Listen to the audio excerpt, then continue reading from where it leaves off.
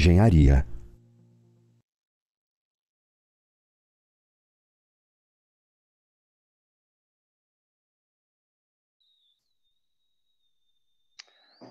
Ora, muito boa noite a todos, bem-vindos a mais um nosso Momento BIM, organização do Instituto de Engenharia e da nosso BIM.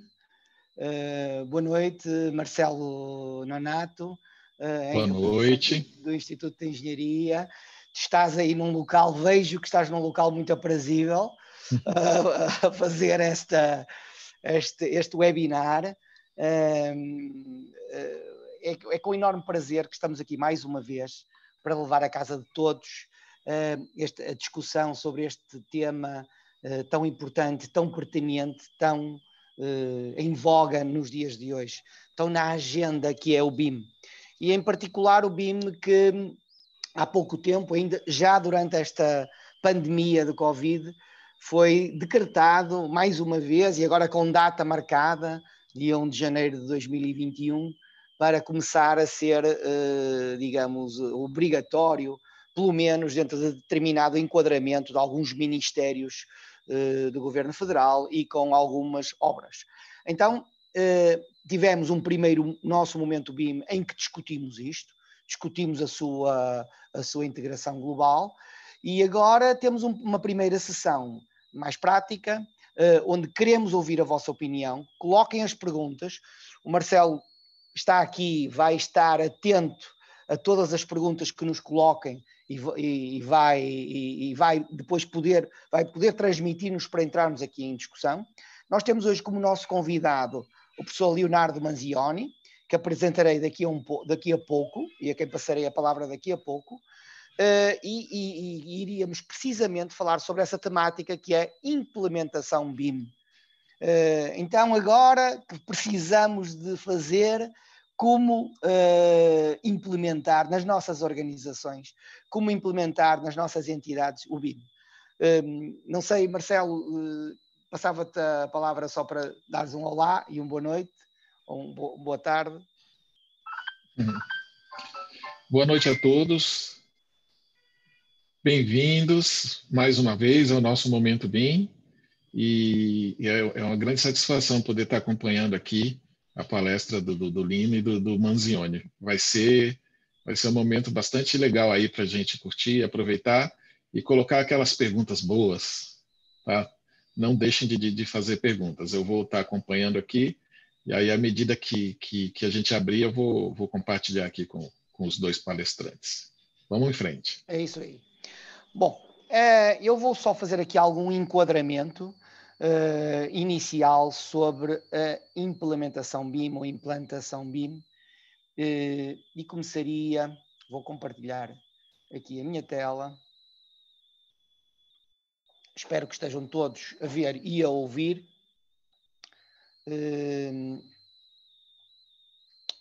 E então vamos precisamente, deixem-me ver se isto está a andar, está sim senhor. Vamos precisamente avançar sobre um enquadramento muito rápido, conceitual, sobre em que é que consiste esta implementação BIM. Portanto, como o fazer. Como já me ouviram muitas vezes falar, nós temos, digamos, eu costumo muitas vezes avaliar o nível do BIM em 5 níveis. Um primeiro é o nível 1 para 1, eu sou capaz de trabalhar com um software, com uma ferramenta, consigo ser o arquiteto a modelar a arquitetura, ou o engenheiro de estruturas a modelar a engenharia de estruturas, pode ser o construtor a gerir a sua construção, os seus tempos, os seus custos, pode ser o operador, mas estou a trabalhar 1 para 1, digamos. Num segundo nível, eu já consigo não só trabalhar com o meu projeto, como consigo comunicar com o colega do lado, digamos assim. Portanto, eu consigo fazer o meu projeto, modelar o meu projeto de arquitetura, mas também consigo comunicar com o engenheiro de estruturas ali ao lado, por exemplo.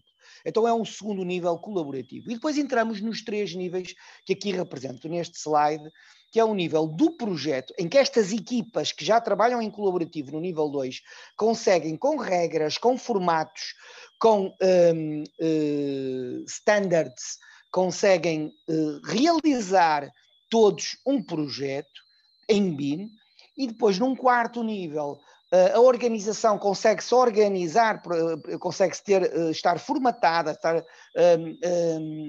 orientada para que todos os seus projetos, ou a maior parte dos seus projetos, sejam em BIM, é um nível 4, e por último um nível nacional, que é este que o Governo está a fazer, está a decretar e a mandatar o BIM, digamos assim. Ora, hoje vamos essencialmente concentrar neste nível organizacional, que naturalmente tem uma ligação ao projeto. O professor Leonardo Manzioni vai essencialmente desenvolver a sua explanação com a sua experiência em implementação BIM e vai apresentar alguns casos precisamente em que estão estes dois níveis de algum modo interligados, mas vamos nos concentrar na organização. Ora, esta organização, esta imagem mostra precisamente a passarmos de crisálida para uma borboleta digital, representa realmente uma profunda reestruturação na empresa entre fazer tradicional e fazer BIM. Temos que ter consciência disto. Isto vai impactar os processos, vai impactar uma série de funções, uma série de tecnologias que são utilizadas. Por outro lado, não pode ser algo visto apenas num nicho, o nicho BIM daquela empresa. Não. É algo que abrange toda a estrutura organizacional, desde a gestão de topo até ao nível operativo mais básico. E este entendimento de como é que o BIM deve entrar numa empresa é muito importante de o fazer. Ora, e para ilustrar isto, eu gostava de deter-me um bocadinho mais nesta imagem, que eu considero a imagem que representa de uma maneira conceitual, claro, isto depois tem muito que se diga, muito detalhe de pormenor, e cada caso é um caso, não há um receituário para implementar BIM, mas essencialmente é isto, é um círculo, ou seja, é um processo iterativo contínuo, em que nós, quase ciclo de PDCA, Project Do Check Act, ou seja, planeamos, fazemos, verificamos e voltamos a corrigir e voltamos ao início, sempre num processo iterativo, em que temos duas metades, uma metade de planeamento, esta metade verde escura, e uma metade de ação ou de implementação, esta cinza ou verde mais clara, ok? E nesta metade de planeamento nós temos 3 As, o analisar, o alinhar e o avançar. No analisar, nós fazemos um diagnóstico da organização e das pessoas e das ferramentas. No alinhar, nós decidimos quais são os nossos objetivos, quais são as metas que queremos atingir, que indicadores vamos ter para medir essas metas, que usos vamos implementar na nossa organização ou no nosso projeto. E, por último, criamos um plano, um roadmap, que me define tarefas concretas e me permite seguir aquele guião. Na segunda metade desta implementação, nós vamos atuar ao nível dos processos, atuar ao nível das ferramentas e atuar ao nível das pessoas. Naturalmente, os processos deixando de fazer tradicional, passando a fazer com BIM, das ferramentas passando a modernizar, a adaptar a nossa infraestrutura tecnológica, não só software e hardware, mas também as nossas redes, os nossos servidores e outras coisas também. E nas pessoas, vamos educar, vamos treinar, vamos formar as pessoas para serem capazes de dar conta disto. Ao início, nós vamos criar uma comissão de planeamento de BIM, uma equipa que vai ajudar a preparar esta parte de planeamento. No final desta parte de planeamento, há uma equipa de implementação que vai acompanhar precisamente esta parte de implementação. Portanto, esta figura resume de um modo conciso, mas, na minha opinião, bem ilustrativo, aquilo que nós nos devemos concentrar quando queremos fazer uma implementação numa organização. Essa implementação pode ser uma organização que está a zero no BIM, que está a começar, mas também pode ser uma organização que já tem o BIM a um determinado nível e que quer evoluir para outro nível. Isso é importante entender isto. Avançando, há vários elementos para esta implementação BIM. Os elementos são o perfil organizacional, a missão, a visão da empresa, os usos BIM, os processos, as ferramentas e as pessoas, como já falei. Olha, desde o perfil organizacional a entender qual é a missão da organização, da entidade, quais são os seus objetivos, ok? A partir daí, perguntar, então, mas a partir desta organização, que já tem os seus objetivos, de médio, de curto, médio e longo prazo, o que é que nós queremos com a implementação BIM? O que é que queremos atingir nesta organização? Isto é importante entender isso e alinhar os objetivos BIM com os objetivos da organização. A partir daqui é que vamos delinear a estratégia BIM. E depois de termos esses objetivos BIM, vamos definir que usos BIM ou que utilizações BIM vamos querer aplicar. Não sejam ambiciosos e quererem ao início quererem colocar todos os usos BIM. Sejam muito criteriosos nos usos que escolhem e na priorização desses usos. Aqui reside um dos motivos pelo qual, por vezes, falham estas implementações. Por outro lado, é preciso, naturalmente, educar as pessoas e treiná-las para elas serem capazes de perceber como é que vão implementar o BIM.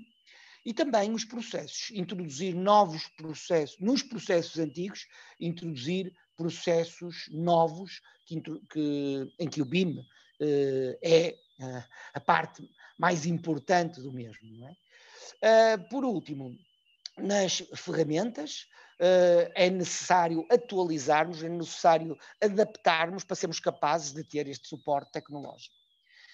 Ou seja, se repararem, coloquei aqui estas rodas dentadas que todas, afinal e ao cabo, encaixam umas nas outras, todas têm implicação umas com as outras na organização, e começando de cima para baixo, da estratégia pela tática até à parte operativa, temos realmente a missão em cima da organização, que se traduz em objetivos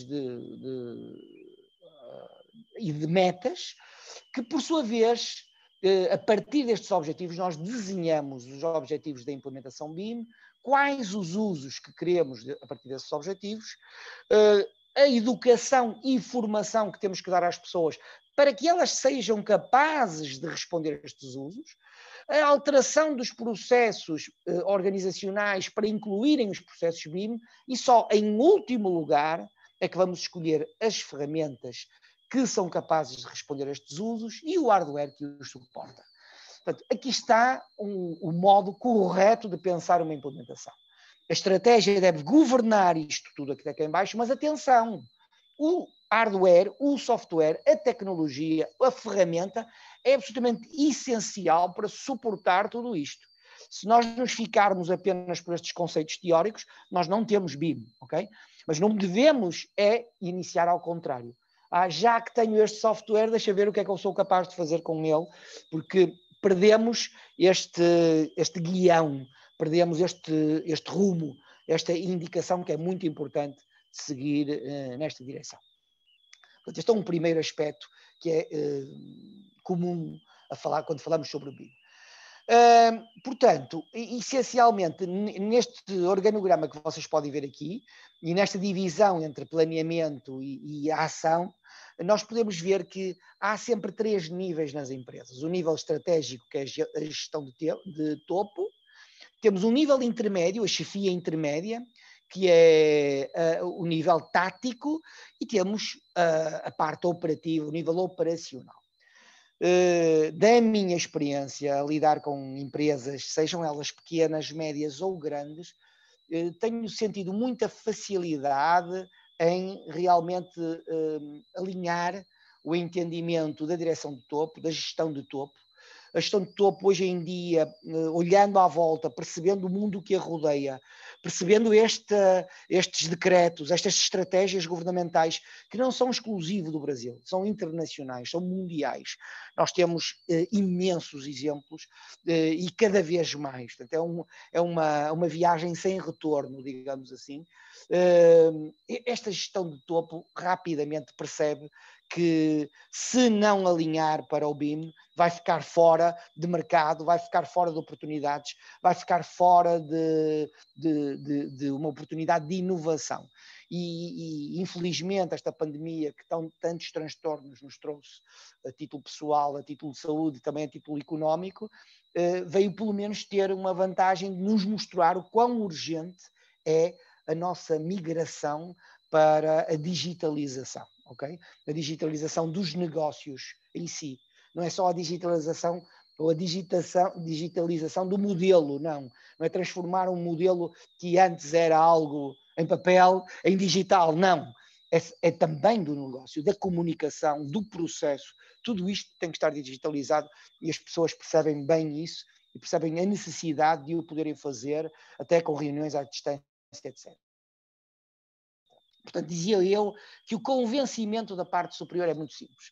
O convencimento das pessoas que trabalham na parte inferior, no desenhista, no engenheiro, no arquiteto, também é bastante natural. As pessoas querem todas evoluir do ponto de vista tecnológico, seja para se integrarem uma equipa mais moderna, mais produtiva, mais atual, não é? Mas também para seu próprio desenvolvimento pessoal, das suas competências, das suas capacidades. Agora, o problema normalmente está aqui no intermédio, que é nas chefias que não sabem, que têm que responder à gestão de topo, aos administradores, às diretorias, então, que perguntam, então já está? Já conseguiste implementar isso? E tem também os seus colaboradores a dizer, o que é que eu faço? Dê-me indicações para eu seguir. E então, estamos numa altura em que as pessoas estão realmente um bocadinho perdidas, até é preciso apoiar. Quem está a coordenar uma implementação é preciso apoiar este nível interior. Isto leva-nos a esta matriz de implementação BIM, que é muito usada com muitos autores. Eu deixo aqui em inglês, se me permite, foi tirada de um local, mas poderia ser de muitos. É que realmente em cima tem a estratégia é a visão, depois a meio tem a tática, ou seja, o plano da ação, e em baixo tem a parte operativa. E juntando aos 3 eixos que eu falei, que são os processos, as pessoas e as ferramentas, neste caso processos, staff e tecnologia, temos também as políticas, ou os negócios, ou as operações de negócios. Um dos mais famosos autores com quem o Leonardo, que vai daqui a um bocadinho falar, trabalha muito, que é o Bilal Sucar, um dos principais autores de implementação. Ele precisamente trabalha muito com as políticas. E se nós começarmos a perceber, em cada um destes níveis, quando nós olhamos para a parte do modelo de negócio, na estratégia, na visão, nós desenhamos uma visão BIM para esta organização. Depois, no plano de ação, nós começamos a desenhar um roadmap e acabamos por criar livros de estilo ou guias da empresa para que se implemente na organização de maneira genérica o BIM. Quando vamos para os processos, temos guias, acabamos por ter guias técnicos de implementação e até planos de execução BIM numa fase mais operativa. Ao pessoal, ao início, vamos começar por informar, depois vamos começar um treinamento e depois vamos apoiá-los na execução de projetos acompanhados com um treinamento mais avançado. E por último, nas ferramentas, vamos procurar as ferramentas corretas, não se deixem levar pelos chavões das ferramentas que vocês julgam que conhecem. Há uma miríade de hipóteses. Claro que normalmente as pessoas têm, é um custo grande este escolha da ferramenta, portanto aquela com que já estão a trabalhar é uma ferramenta importante. Depois vamos testar que ferramentas há e só depois vamos adquirir e fazer a sua implementação.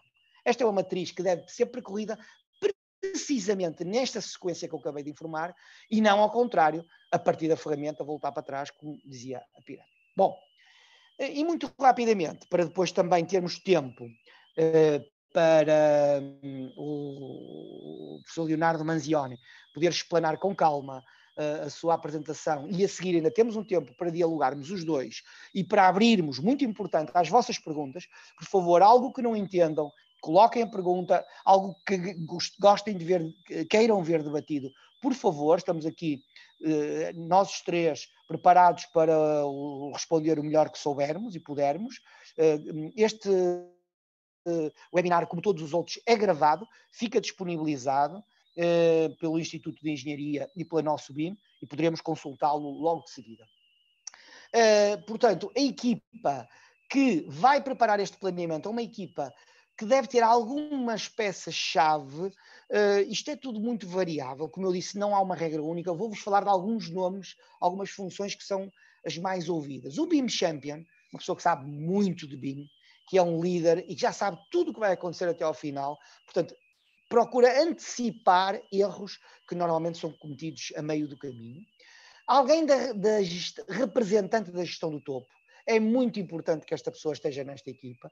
Claro que estas pessoas são ocupadíssimas, normalmente não têm tempo para acompanhar e passado pouco tempo começam a faltar às reuniões. É preciso ter cuidado com isto, saber acarinhá-los, perceber que eles são os nossos sponsors junto da gestão de topo. É com eles que nós deveremos tratar da definição de recursos, da definição de pessoas, da alocação e, ao fim e ao cabo, ter a autoridade para podermos fazer esta implementação de um modo transversal na organização.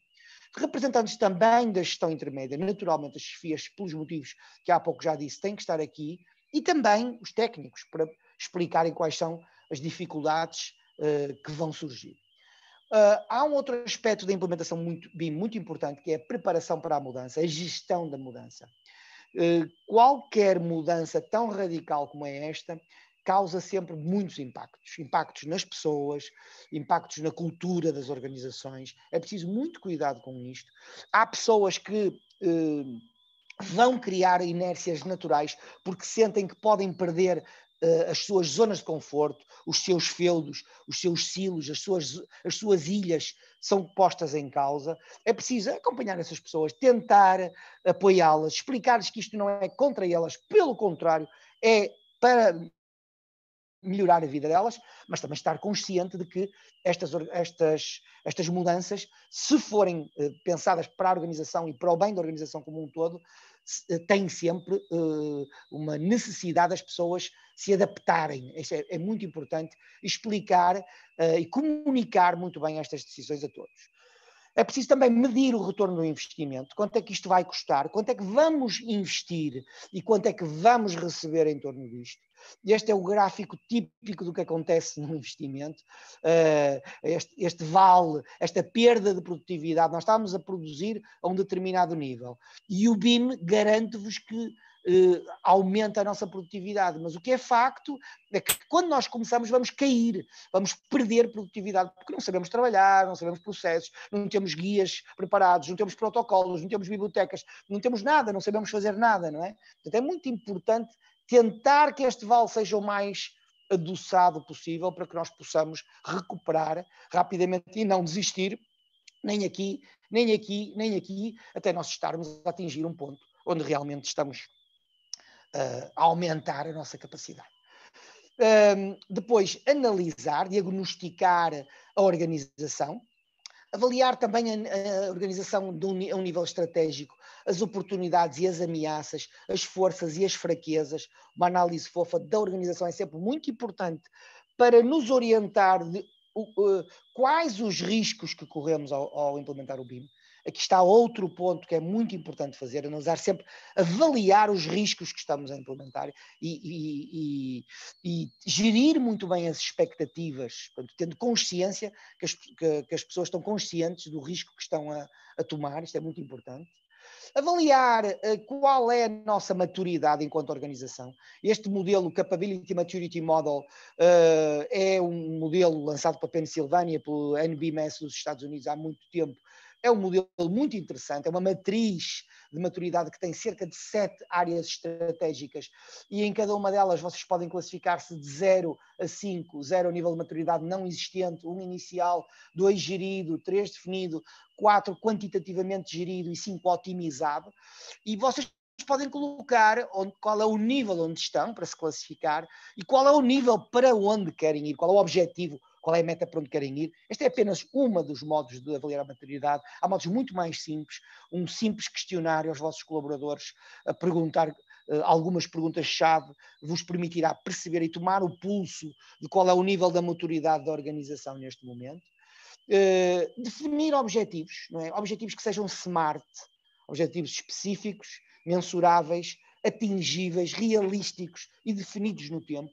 Não podem ser objetivos só genéricos, não, porque esses objetivos vão dar aso a indicadores. E estes indicadores, é o terceiro ponto que eu gostaria de chamar a atenção, é algo que muitas vezes as implementações não têm. Ao não terem indicadores, nunca sabemos muito bem onde estamos. É importante que todos saibam qual é a meta que queremos atingir, mas onde estamos na prossecução dessa meta, e para isso temos que ter um medidor, temos que ter um indicador que nos possa aferir nos diversos níveis que nós queremos medir, onde é que estamos, ok? e depois criar, dizia eu, esses objetivos, por exemplo, objetivos possíveis, aumentar os índices de produtividade da empresa em X%, reduzir os custos de trabalho em X, etc. E a partir desses objetivos definir que usos nós queremos utilizar. Ora, e esses usos são usos que podem ser e devem ser priorizados. Não devem ser todos os usos, são todos importantes, porque aí nenhum é importante, devem ser priorizados. E devemos definir o uso consoante a nossa organização. E, por último, definir qual é a maturidade-alvo que queremos atingir, criando um tal roadmap, ou um BIM Implementation Plan, que não é mais do que um guia que explica tudo isto que acabamos de falar, e explica como vamos aplicar, e como vamos aplicar, portanto, missão, objetivos, elementos de planeamento, resultados esperados, funções e responsabilidades, os recursos que são necessários, gestão do risco, recolha de feedbacks, e que será apresentado num mapa com as diversas ações que nós vamos fazer ao longo do tempo para podermos implementar este BIM. Já que estamos a falar sobre este tempo, é utópico que nós pensemos que fazemos uma implementação BIM numa organização que não está preparada para isso, em semanas ou em curtos meses. É utópico. Nós não conseguimos ter resultados antes de 6 meses e normalmente estas implementações têm uma duração que se aproxima de 1 ano, mas 6 meses eu penso que seria um período correto. Claro que ao fim de 3 meses nós estamos a fazer BIM, não tenham dúvidas disso, e até se contratarem consultores externos ou empresas externas que possam tercializar alguns dos pontos, ao fim de 2 meses ou 1 mês e meio, podemos estar já a fazer um BIM até muito avançado.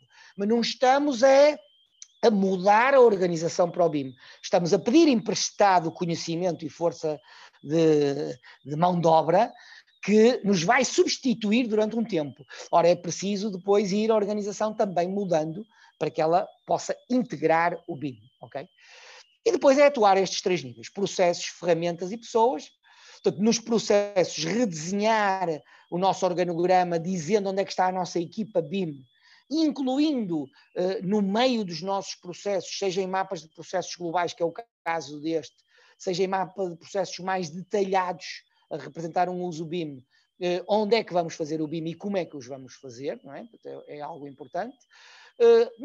Mexer na infraestrutura tecnológica, ver se temos capacidade de hardware, capacidade de redes, se temos capacidade de internet, e se queremos apoiar-nos na internet para trabalhar software as a service, web services, há muita coisa que se pode fazer hoje neste modo, e naturalmente o software de modelação, de coordenação, plataformas, o ambiente partilhado de dados, o CDE, o Common Data Environment, etc, etc, etc.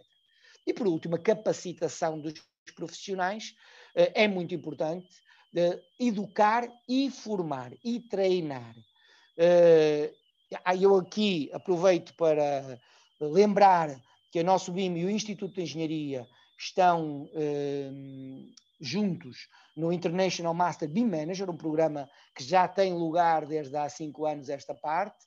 O professor Leonardo Manzioni é um dos nossos professores, portanto poderá até falar desta parte, poderemos falar um bocadinho sobre isso. É um programa em e-learning, tem duração de 12 meses, usa um processo de multiferramentas, mais de 15 ferramentas, mais de 20 até, já formou mais de 600 BIM managers na língua portuguesa durante este período.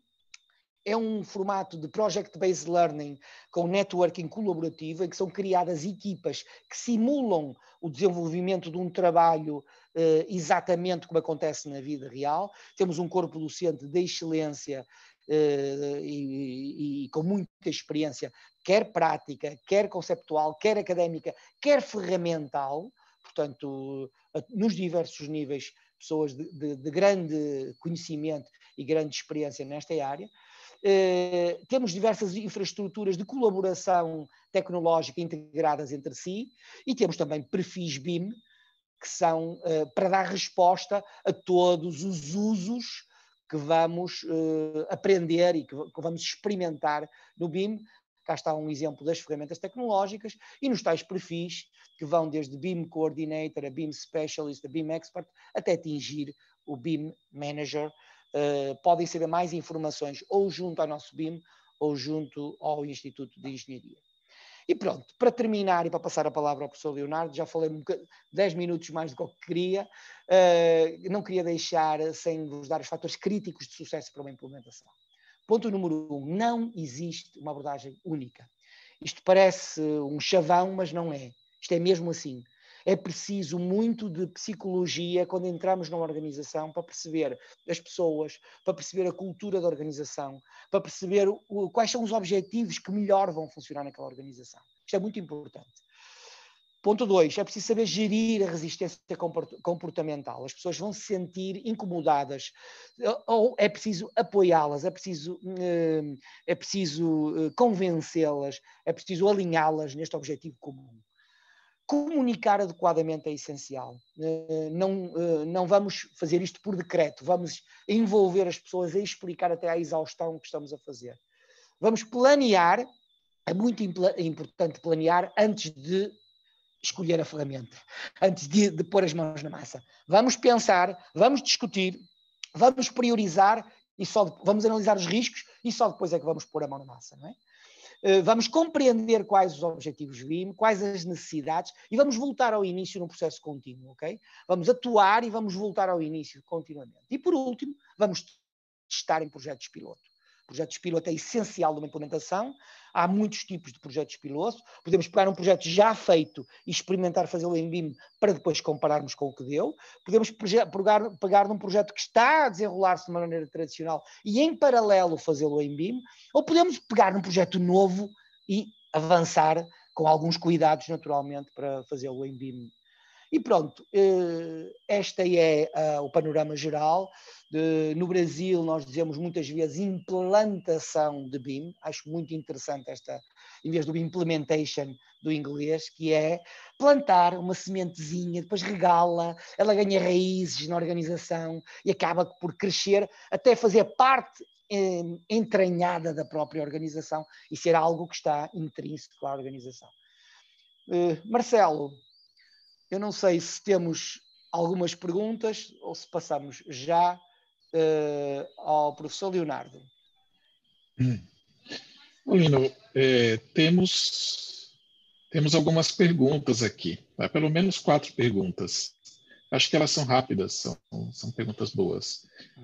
A primeira pergunta do João Paulo Cardoso Antunes, ele pergunta se um profissional que tem formação em análise de sistema e engenharia civil é um profissional bastante requisitado no mercado para trabalhar em BIM, ou não? Essa pergunta é fácil. João Paulo, é claro que é. As áreas tecnológicas e as áreas de sistemas têm sido muito requisitadas porque são elementos de suporte a todas as outras áreas. Olha, por exemplo, a área médica, que agora está tão em voga, não é? Nós temos cada vez mais tecnologia envolvida em processos médicos, processos que antigamente não tinham. Na nossa área da engenharia civil, da arquitetura, é igual. Nós cada vez temos mais necessidade que a tecnologia entre. Mas atenção, isso não significa que o nosso conhecimento enquanto engenheiros e arquitetos deva ser substituído por uma lógica informática. Não.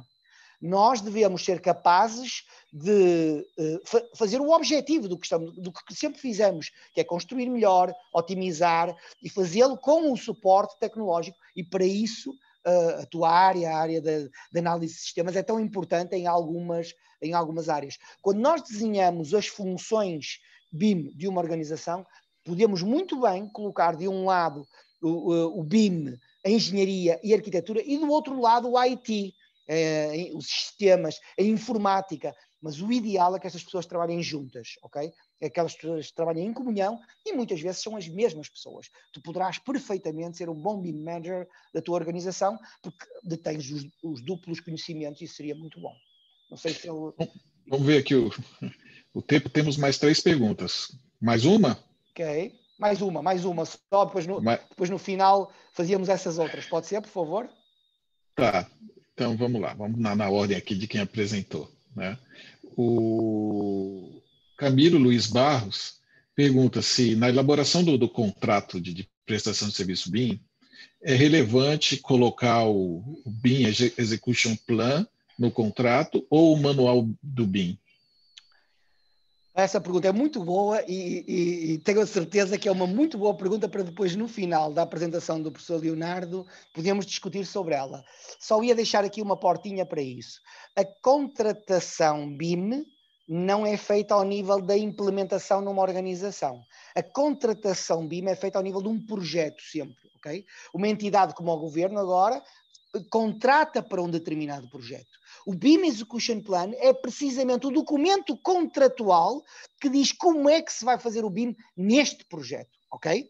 Agora, na organização, pode haver um BIM Execution Plan tipo template, está bem? Mas tem que ser sempre adequado para o projeto A, para o projeto B e para o projeto C. Dou-vos um exemplo. Se o dono de obra do projeto A quer que trabalhem com uma determinada ferramenta ou com determinada troca de ficheiros, e o dono de obra do projeto B com uma ferramenta diferente, com um formato aberto IFC, com outro tipo, com outro ambiente partilhado de dados que ele vai fornecer, os nossos BIM Execution Plans, apesar de virem da mesma organização, vão ter que ser diferentes para responder a estas duas solicitações, está bem? Portanto, isto é muito importante entender isso. O manual BIM, que tem muitos nomes, pode ser precisamente um manual da organização. Vamos dizer assim, é como se faz BIM nesta organização. Quando vocês tiverem um novato que acabou de entrar na organização, vocês entregam este manual BIM e ele vai entender, olha, onde é que está a nossa biblioteca de objetos, qual é o naming dos ficheiros ou das pastas que nós usamos, qual é o ambiente partilhado de dados que nós usamos dentro da nossa organização, quais são as funções BIM que temos dentro da organização. Aí é mais num manual ou num guia da organização, há muitos nomes para isto. E também há muitas maneiras de fazer isto, volto a dizer. Mas eu penso que, Marcelo, se permitires e guardares as outras perguntas para a seguir, eu passava de imediato à apresentação do professor Leonardo Manzioni, dizendo que é um prazer estar aqui a recebê-lo, uma pessoa experimentada nesta área da implementação, engenheiro civil, mestre e doutor em engenharia civil pela Poli, é diretor da Coordenar, e tem feito muito desenvolvimento precisamente nesta aplicação.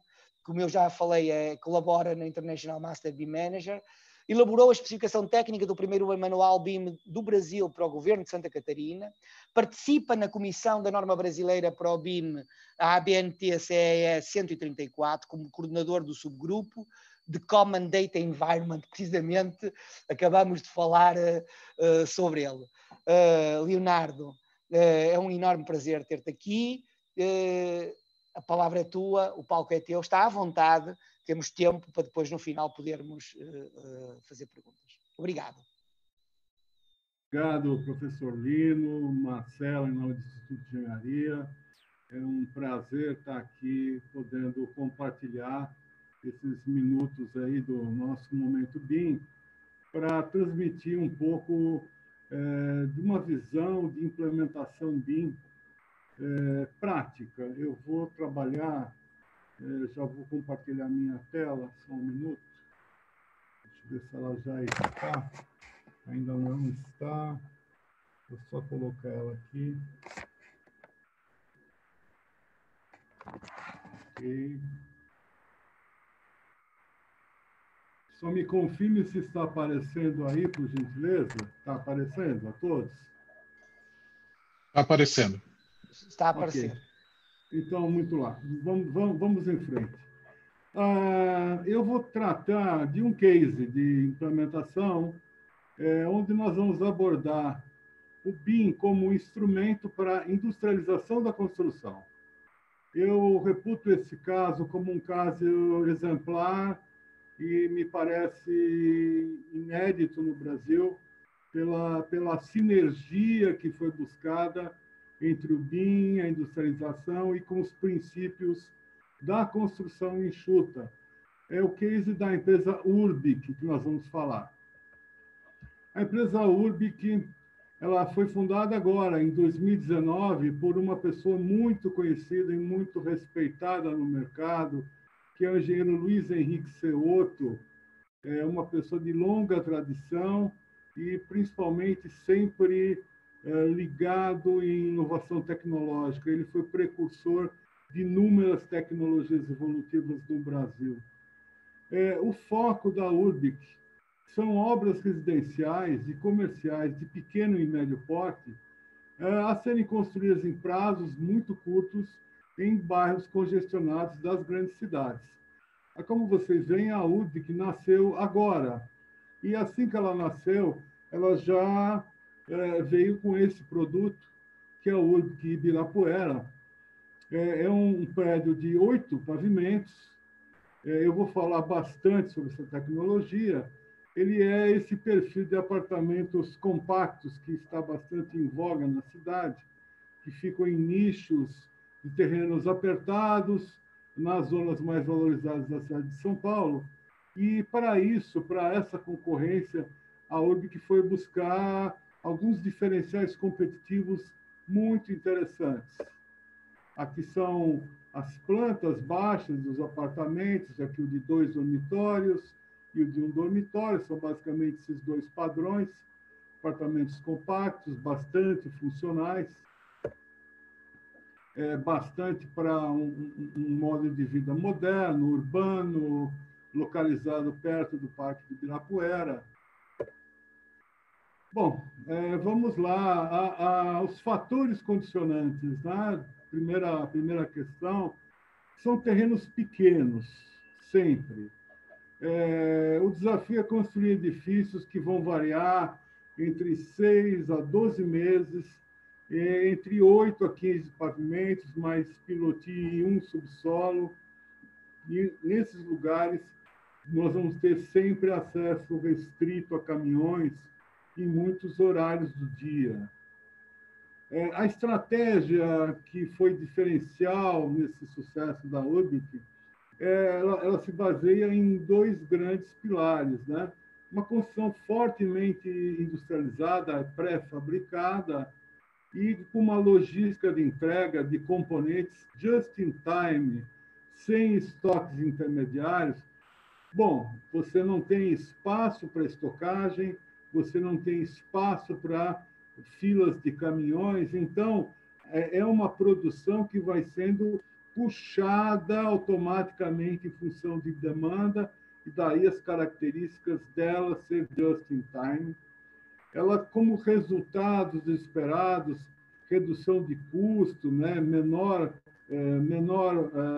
consumo de mão de obra, menos custos indiretos pela duração, construção enxuta, econômica, sem desperdícios, redução de prazo. Essa redução de prazo vai trazer maior velocidade e, ao mesmo tempo, vai trazer uma maior taxa de retorno ao investidor. Essa é o diferencial dessa empresa quando ela lançou esse produto. E quando ela lançou, ela já quis começar com o BIM. O Luiz Henrique Ceoso já sabia que o BIM seria a plataforma tecnológica que embasaria toda a justificativa técnica para que ele adotasse logo ao primeiro projeto, que começa a empresa, o BIM. Alguns conceitos importantes: a obra é entendida como uma montagem, processos enxutos e industrializados. O projeto do produto, que se entende como produto imobiliário, ele acontece simultaneamente com o projeto do sistema de produção. Isso é uma coisa muito importante, que nós damos um nome de engenharia simultânea. Você pensa no produto e, ao mesmo tempo, na forma que você vai construí-lo. Isso sai em um processo integrado. E aí que está a grande diferença, que é pensar isso. Isso é uma grande revolução para a construção civil. Para a indústria automobilística, isso começa na década de 80, com o Toyota, toda essa linha que já vem de lá de trás. Uma outra característica foi a integração precoce, né? Ou rápida ou inicial dos fabricantes. Alguns fabricantes participam diretamente na modelagem BIM dos seus sistemas.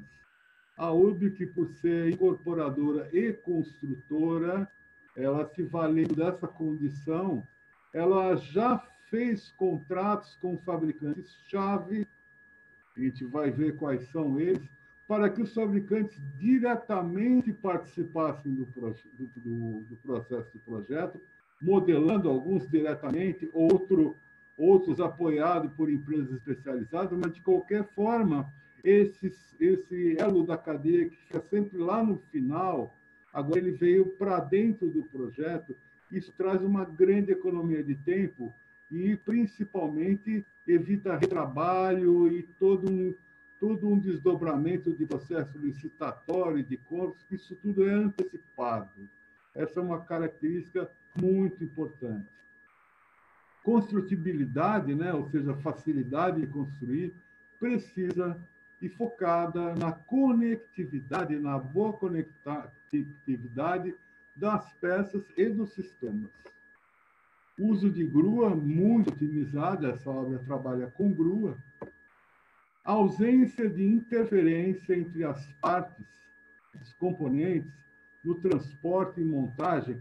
Aí você já começa a perceber que essa interferência tem a ver com clashes no BIM, ou seja, esses clashes têm que estar todos resolvidos. A obra tem que ser montada, não pode ficar ensaiando, experimentando, quebrando, errando, improvisando, nada disso é permitido. Acessível e segura para os operários trabalharem nesse processo.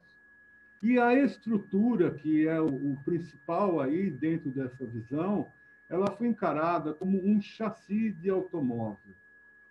E como automóvel, o chassi é o elemento que garante a precisão e a integração de todas as partes. A partir do chassi, você coloca caixa de câmbio, você coloca motor, eixos, e ele está totalmente formatado para receber as partes já em lugares pré-determinados. Precisão dimensional dos componentes de mais ou menos 5 milímetros. Observem que isso é uma precisão industrial, somente é possível ser obtida com estrutura metálica. Numa estrutura de concreto, nós vamos falar em 5 centímetros. Numa estrutura metálica, nós podemos falar em 5 milímetros. E cada parte ou sistema das obras são pré-fabricados por fornecedores remotos e distintos. E isso vai remontar muito o uso da experiência da indústria automobilística ou da indústria aeronáutica, que onde você consegue produzir tanto carros quanto aviões, com diversos componentes fabricados em diversos países do mundo. E nós temos a montadora, essa é a figura de quem faz um automóvel, é uma montadora. A construtora também, nessa visão de empresa, ela passa a ser uma montadora de subsistemas pré-fabricados, industrializados, para serem montados em tempo recorde no canteiro. A nossa contribuição, a minha contribuição nesse processo, qual foi?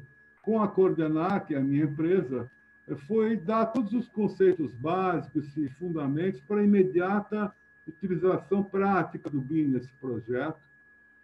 Elaborei o primeiro plano de execução para dar as diretrizes de trabalho, definir os procedimentos de colaboração, troca, reuniões, os clashes, os testes iniciais para montar um modelo federado, ajustes de origem, tudo isso.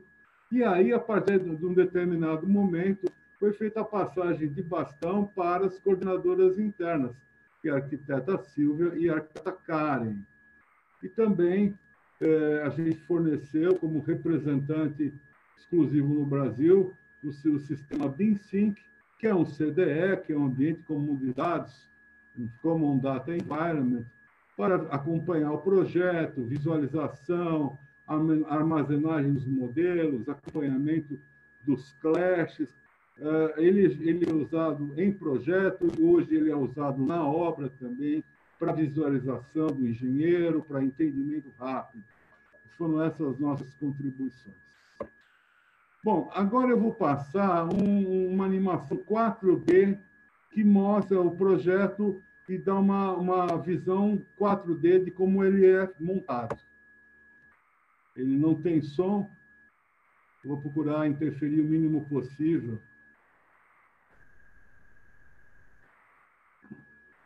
aí as fundações em estaca escavada, em hélice contínua,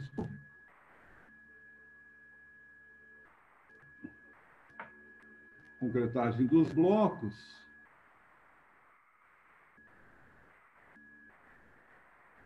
a montagem da grua,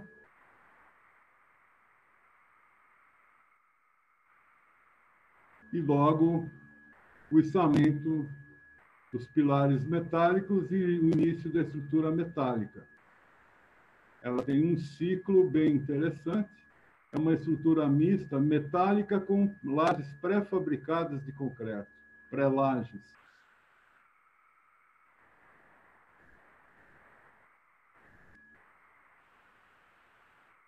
Essas são as pré-lajes já sendo concretadas. Aqui uma visão do escoramento dessas pré-lajes. E aí mostrando os ciclos de subida da torre. Torre de 8 pavimentos.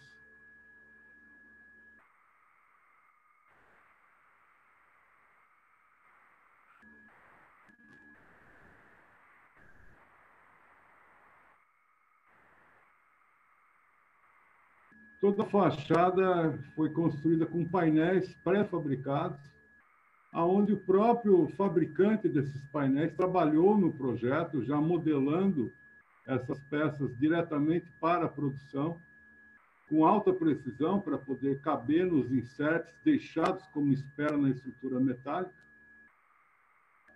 Então, essa é uma obra sem prego, sem madeira, sem tijolo, sem reboco, sem argamassa. É uma obra realmente enxuta. Internamente, todas as divisórias, aí nós estamos vendo os kits hidráulicos ou chassis. A gente vai mostrar isso mais em detalhe, mas todo o componente hidráulico de esgoto e água pluvial já vem pronto, ele simplesmente encaixado. E aí toda a vedação interna em drywall, painéis de gesso acartonado. Aí já uma vista das instalações passadas, a subida de todo o drywall, forros, não existe embutimento de tubulação em laje, corre tudo por cima de forro. Todos os gradis pré-fabricados, aí uma visão geral da fachada, aí uma externa do edifício, onde tem os apartamentos tipo garden, que são os maiores embaixo, térreo e uma garagem. E aí uma perspectiva geral do edifício, assim vocês podem entender melhor os detalhes que nós vamos passar daqui adiante. Bom, como eu falei, sistema construtivo principal, né? Fundações em hélice contínua, estrutura metálica com lajes pré-moldadas, vedações externas em painéis pré-fabricados, vedações internas em drywall, hidráulica, chassis pré-fabricados, e elétrica, kits de produtos, polvos, né? E chicotes de fiação pronto. Toda a instalação ela é montada. Você não tem gente serrando cano, cortando fio, nada. É uma montagem com uma alta precisão. Essa é a estrutura. Aí vocês estão tendo uma vista do próprio sistema BIM-SYNC, né? Você já consegue enxergar a estrutura metálica, o core dela. E aqui eu quero começar a chamar a atenção para o nível de desenvolvimento dos elementos. Então, os elementos estão em MD 400, que a gente atentar para essa convenção, né? Só lembrando que ND não é para projeto, eu sempre gosto de falar isso nas minhas aulas, ND é para elementos. E aí vocês estão vendo o nível de detalhe até do parafuso, e aí do lado a foto da estrutura montada e do lado o modelo. É muito fiel, é muito preciso. Aqui mais uma vista da estrutura metálica, onde ela já tem todos os inserts posicionados para fixação, todas essas abas aqui para fixação dos painéis pré-fabricados. A fachada pré-moldada, aqui eu sempre vou comparar a vista do modelo com a vista aqui, um close dos painéis, aqui você consegue ver no meio também a vedação em drywall, já com a espera dos caixilhos que vão vir prontos, já para serem encaixados com vidro. Aqui uma vista da fachada, vocês podem ver que ela tem um estilo bem contemporâneo, bem interessante. O chassi, o fabricante Abad é um fabricante tradicional de sistemas, principalmente ligados a essa inovação, a banheiro pronto, a sistemas prontos. E aí foi desenvolvida uma solução customizada, e foi uma solução bastante trabalhada, com prototipagem virtual, com prototipagem real, muitos estudos, muitos ensaios feitos a partir do modelo. O resultado pode ser comprado aqui, ela é, vamos chamar assim, como se fosse um caixote que se insere junto com o drywall, traz dentro já todas as conexões do esgoto, todo pronto, e as próprias saídas do esgoto. O prédio não tem ralo horizontal, o ralo é na parede, tem algumas diferenças, e vem já com os encaixes para as bacias. Esse kit, que costuma ser algo muito trabalhoso na obra convencional, ele simplesmente é encaixado, ele já tem uma posição pré-definida, não tem que pensar, tem que trazer da fábrica e montar. Aqui vocês podem observar em maiores detalhes, aqui do lado direito, a foto aqui de um shaft, né? Vocês podem ver que a instalação utiliza o sistema PEX, aí vocês estão vendo do lado esquerdo o montador trabalhando nas tubulações, ali está com a frigorígena, a elétrica, tudo passado em drywall, nada embutido em laje, tudo que vai ficar dentro do forro, uma obra com pouquíssima mão de obra, né? Uma obra rápida, enxuta. Aqui também mais um detalhe da hidráulica, com a tubulação frigorígena e os montantes e guias em drywall. Do lado esquerdo, a realidade, do outro lado, o modelo.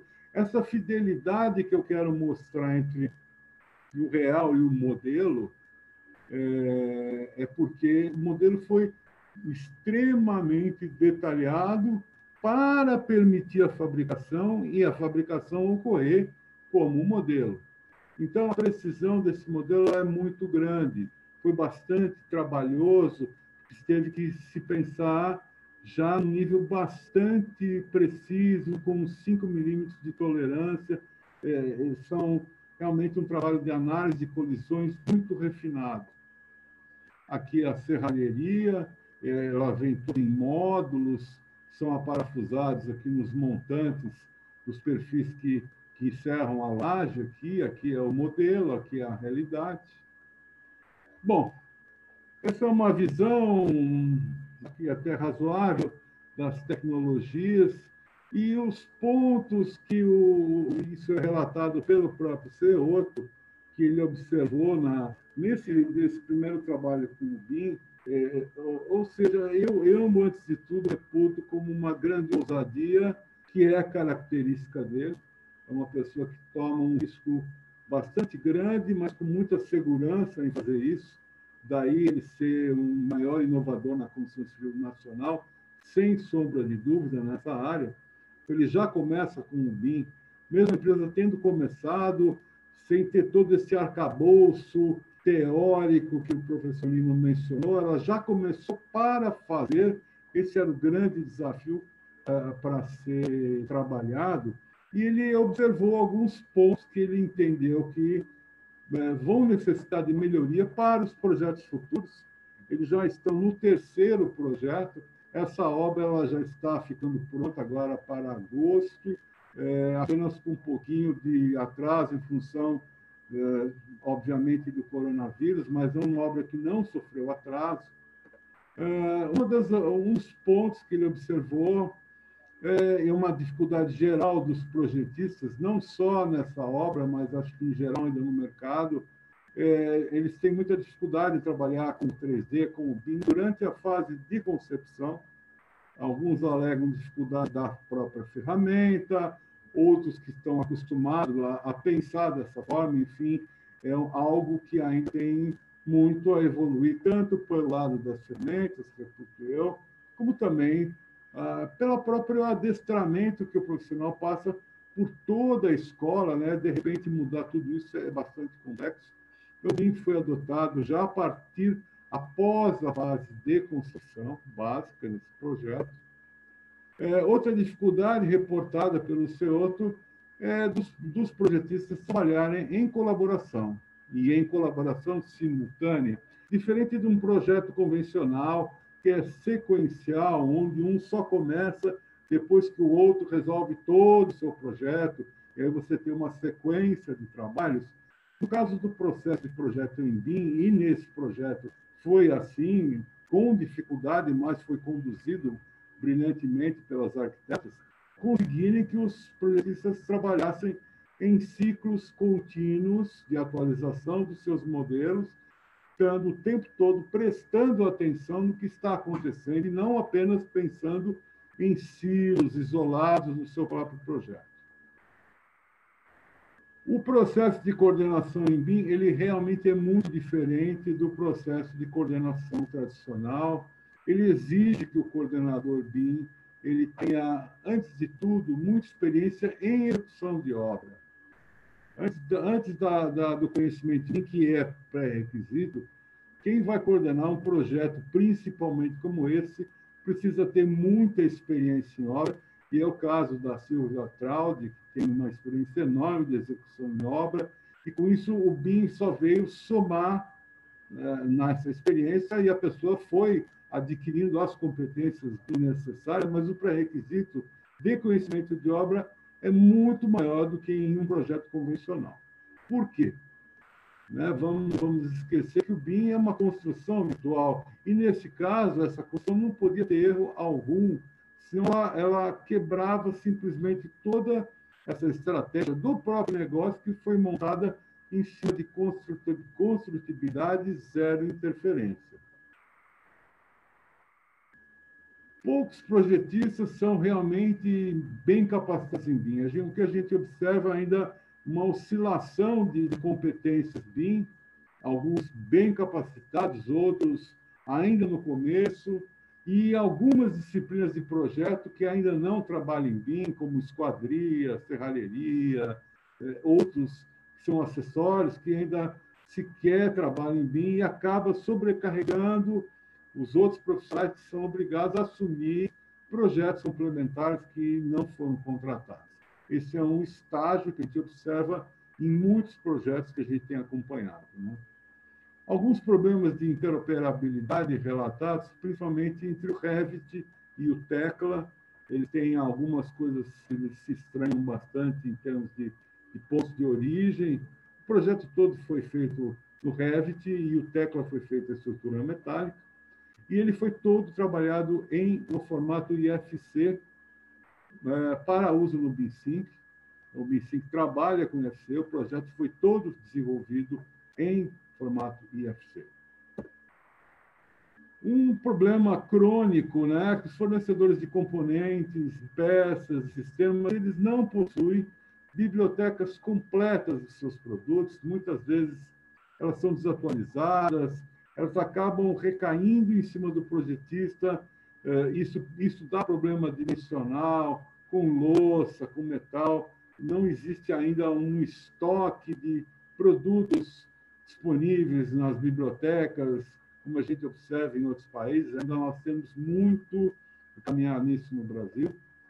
As empresas prestadoras de serviço em obra, elas então estão totalmente ainda sem conhecer o BIM, elas exigem muito desenho para entender o projeto, elas ainda têm dificuldade em visualizar, e nem sabem utilizar os recursos mínimos ainda para poder visualizar o modelo e, muitas vezes, com isso, esclarecer suas dúvidas.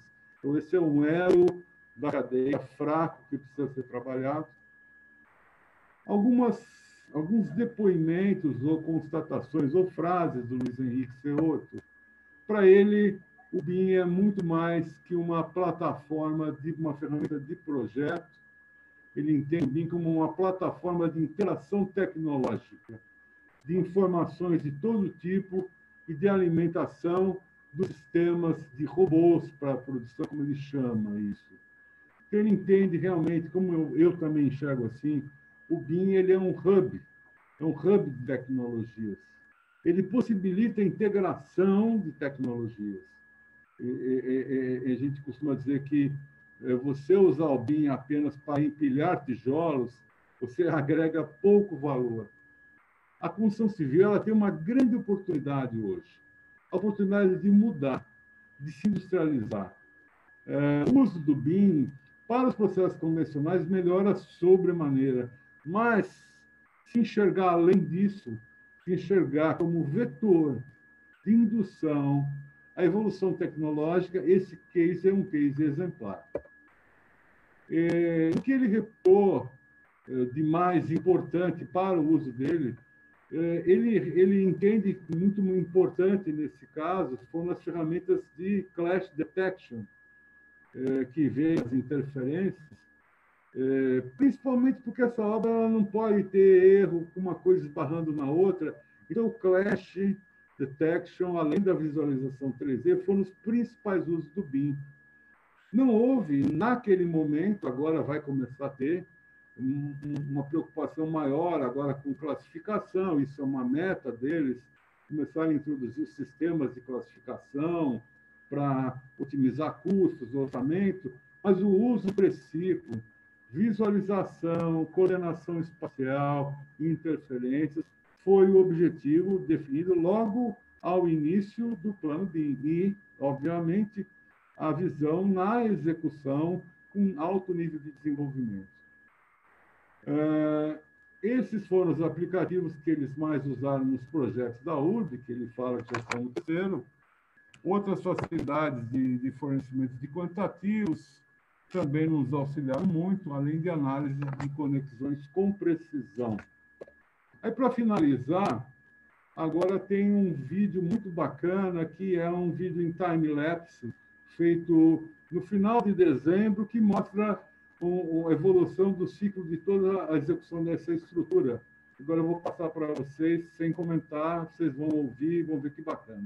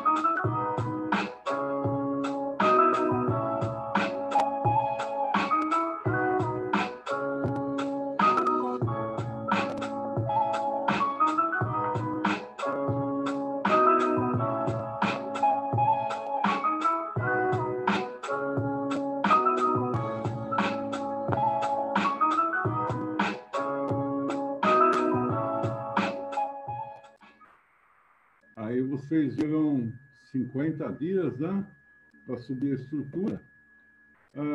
Eu vou deixar aqui os meus contatos, né, meu e-mail, o site da minha empresa, o meu celular com WhatsApp, para quem quiser entrar em contato comigo.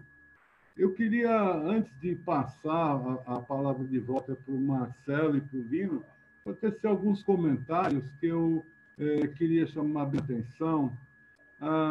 Esse tipo de integração do BIM com a construção enxuta eu acho exemplar.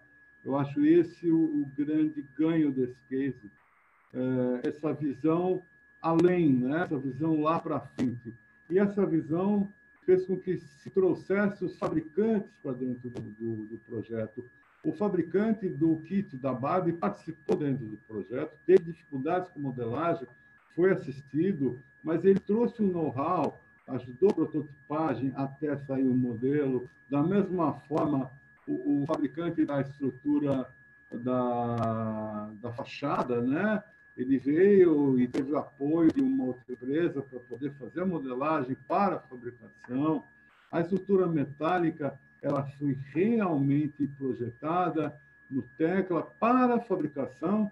Aí nós temos um grande ganho, ou seja, o projeto já vai para a máquina de usinagem, já sai cortado, já sai furado. Então, assim, você não tem aquele gap de fazer um projeto para a fabricação, é o próprio modelo. Daí a grande fidelidade. Eu consegui acabar antes de 35 minutos, como prometi, e agora eu vou me despedir aqui, passar a palavra aí para os coordenadores do fórum, e estou aberto às questões.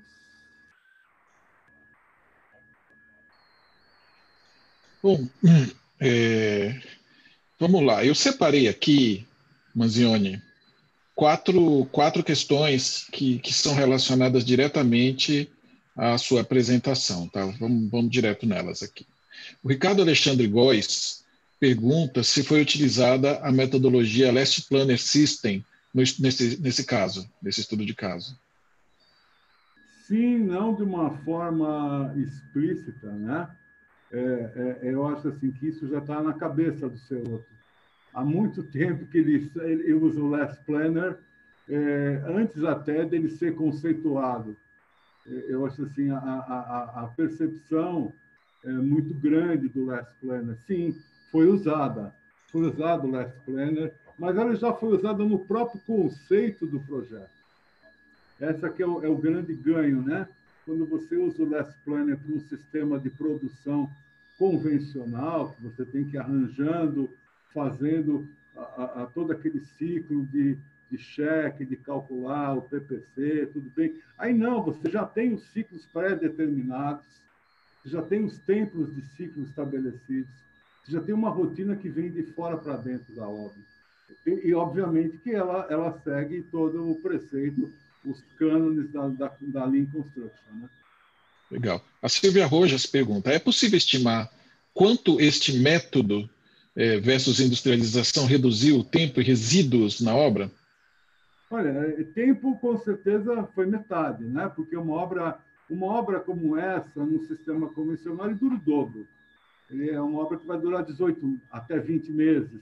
Essa obra vai ser concluída em 9 meses. Se ela não for concluída nesse prazo, ela perde a lucratividade. É uma questão muito simples. E ela não tem perda, né? Ela não tem perda, você não tem geração de resíduo, você não tem argamassa, você não tem reboco, você não tem tijolo, você só tem peça pronta. Então, não tem aonde perder, você não tem como ter perdas. A única perda que seria possível é um erro de fabricação, que até o momento nada foi relatado nesse sentido para mim. Tá. O César Giannini fez uma pergunta, eu vou tentar resumir aqui, tá? Como é que foi desenvolvido nas metodologias construtivas os dispositivos de segurança do trabalho? Bem legal.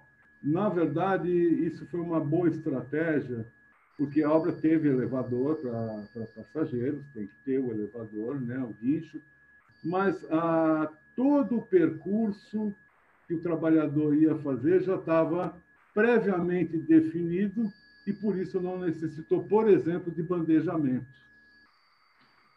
Que interessante. Já houve todo o mapeamento, foi feito um mapeamento do risco, foram colocadas as linhas de guia, né, linhas de vida, nas regiões que iam ser trabalhadas, já foram criados os próprios corredores de trabalho, de forma a evitar bandejamentos, entelamentos e tudo isso. Legal. Acho que uma última pergunta específica é o seguinte: feita pelo Ricardo Alexandre Góes, haverá aplicação do BIM nas fases de operação e manutenção predial? Não, esse uso do BIM não está pensado. Não foi pensado para o edifício. Vamos dizer assim, ele ainda está... o BIM na Urbic, ele está começando junto com a empresa, eles já estão indo para o terceiro. Eles estão agora numa fase de consolidar os conhecimentos, as lições aprendidas, que foi toda essa reflexão feita pelo proprietário da empresa, e o próximo passo deles agora vai ser adotar o sistema de classificação da norma, isso fica muito claro, até tive uma conversa ontem com a Silvia, eles vão adotar a norma brasileira e vão começar agora a pensar na orçamentação baseada em BIM. Para chegar na manutenção lá para frente, ainda vai demorar um certo Mas aí eu vou fazer uma perguntinha aí dentro desse assunto aí. Mas pelo menos o manual de operação do prédio está em BIM, né? Com certeza, né? O modelo todo está, né? Então, assim... Porque, por exemplo, um morador que está lá, ele para saber as instalações, onde é que estão, tudo, isso foi gerado a partir do que está em BIM. Eu vou dar um spoiler aqui, se o senhor não ficar muito bravo comigo, espero que ele não fique bravo.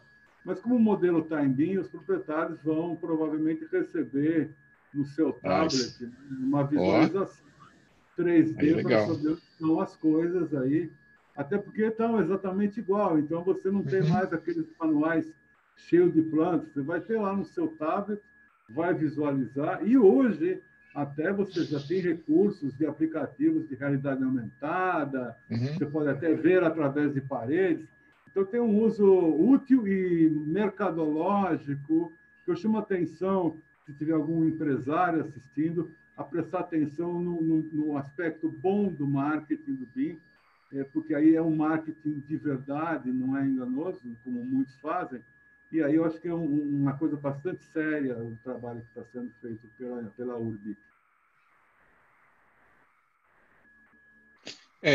Bom, Lino, como é que a gente faz aqui? Temos outras questões? Você quer fazer alguma consideração? Vamos ver outras questões? Não, vamos para outras questões, se calhar, e fazemos aqui algumas discussões.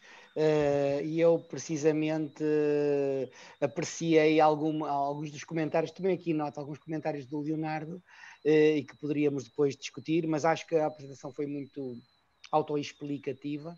Gostei particularmente do vídeo final, porque é realmente a construção real versus a construção virtual, que é mesmo aquilo que o Leonardo fez, que foi uma virtualização da realidade, que é esse o nosso objetivo, é antecipar todos os problemas. Portanto, acho que essa implementação neste projeto foi bem interessante. Depois havia mais coisas a dizer, mas vamos pegar nas perguntas que temos aí. Há alguma pergunta que...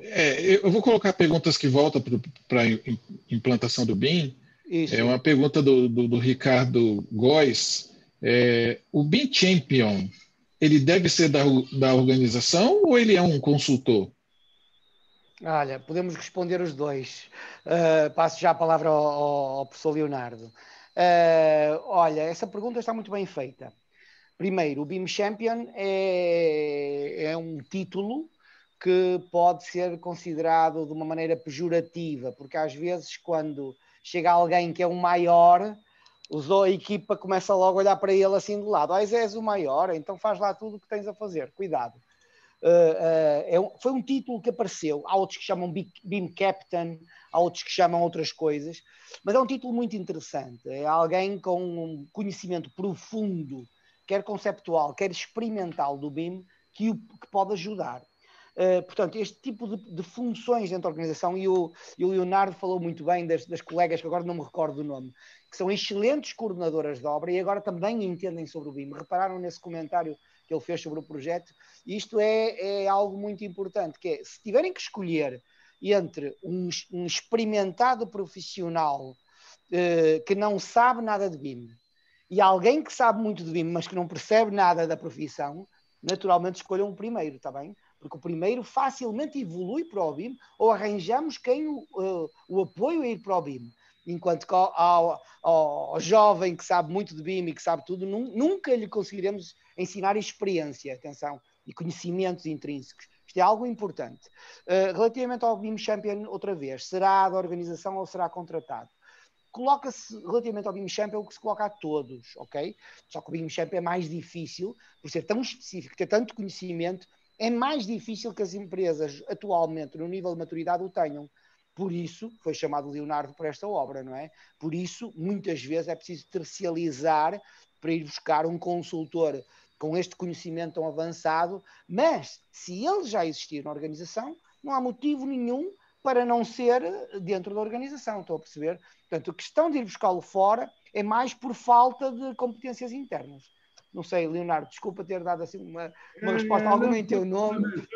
Eu concordo plenamente contigo e a gente tem que ter sensibilidade para perceber o momento que a gente tem que passar o bastão de volta. Claro. Né? Te dá um empurrão inicial e a hora que você percebe que você tem vocações na empresa que são extremamente úteis já, precisam ter algum ferramental básico para trabalhar. A gente sabe que são pessoas que, na prática, vão acabar evoluindo, né?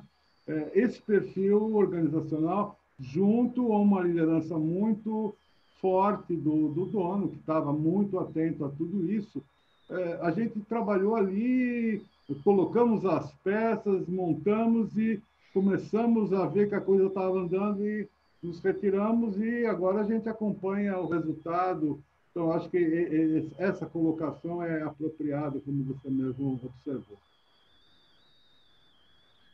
Ok. Eu vou colocar uma pergunta. Ela está um pouquinho fora do contexto, mas acho que é um assunto de interesse geral, pelo menos um comentário rápido, tá? Feito pelo Eider Gomes Lino. Deve ser seu parente, Lino. Não sei, meu Tá? primo. Será meu primo? Ah, não, ele está falando Lino. A pergunta é voltada para você. Ok. Desculpa, eu me enganei. É que aqui faltou o Eider Gomes. Lino! Qual e como deveria ser o papel do governo na implementação de BIM?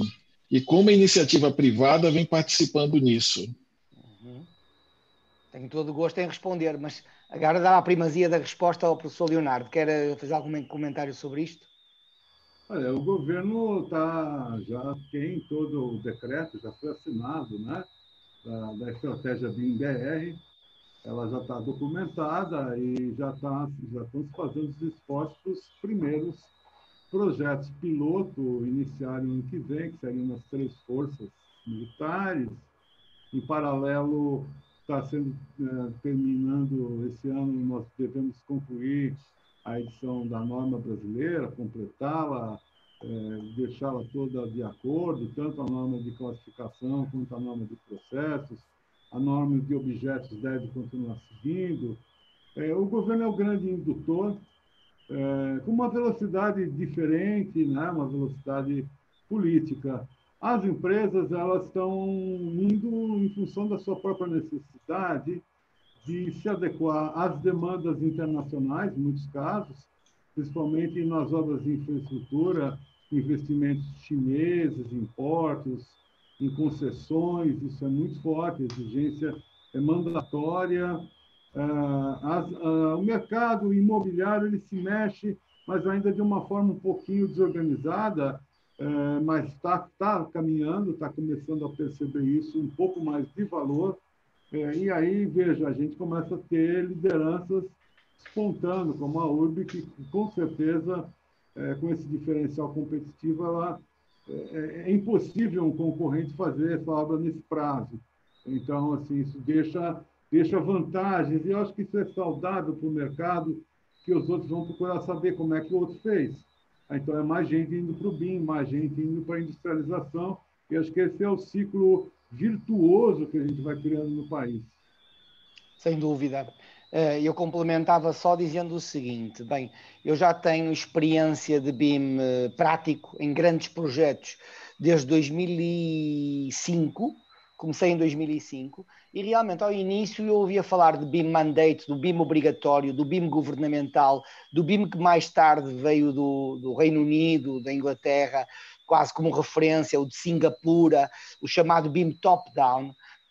E eu ficava assim um pouquinho incomodado no sentido, se isto é bom, porque é que as empresas privadas não adotam naturalmente, não é?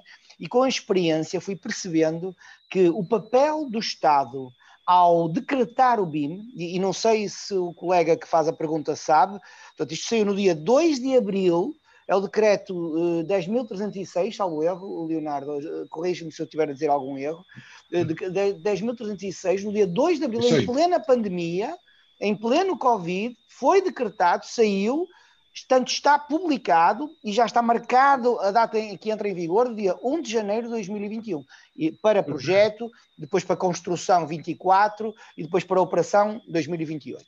Portanto, está, neste momento, o governo brasileiro a dar um exemplo e a ser um dos primeiros, já há muitos governos a decretar também, mas a dar um exemplo. Agora, se me dizes que a estratégia tem ainda muito que trabalhar, tem ainda muito que desenvolver, tem com certeza, mas é um sinal importantíssimo, porque como o Leonardo diz, mobiliza toda a sociedade, não é? E para já, obviamente, que este decreto só obriga a obras públicas e, em particular, só obriga em 2 ministérios, ok? Em particular,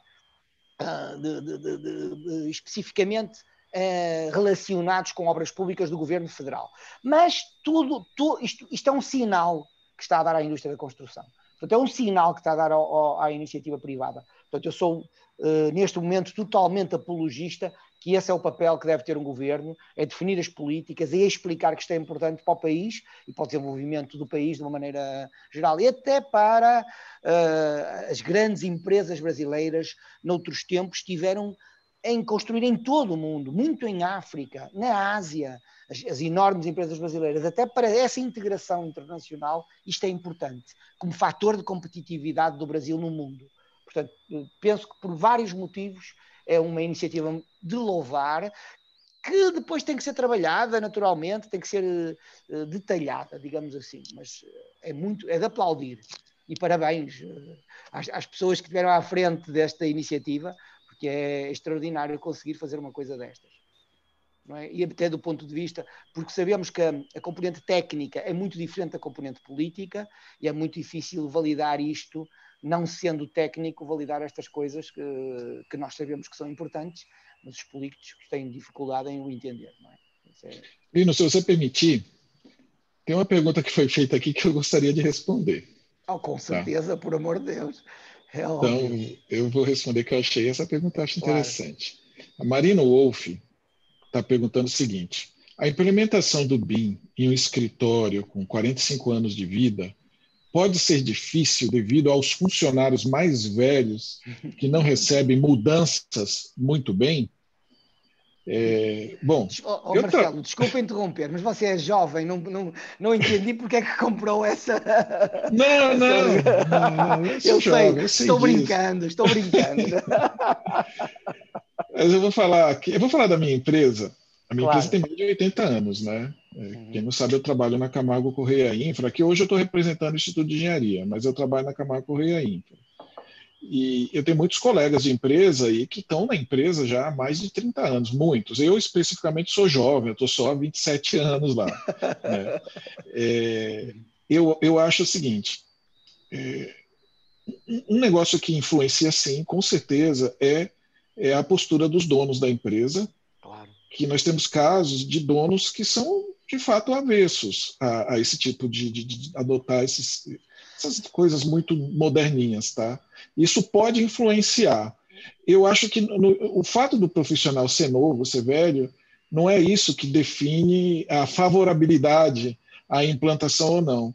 Eu, particularmente, eu penso que os profissionais mais experientes, em geral, os mais, sabe, os que têm o domínio maior da técnica, eles gostam muito do BIM, porque o BIM facilita demais o trabalho que eles fazem, mesmo que, eventualmente, eles não venham a operar uma ferramenta, mas eles gostam, tá? Eles ficam muito à vontade, é isso que eu vejo.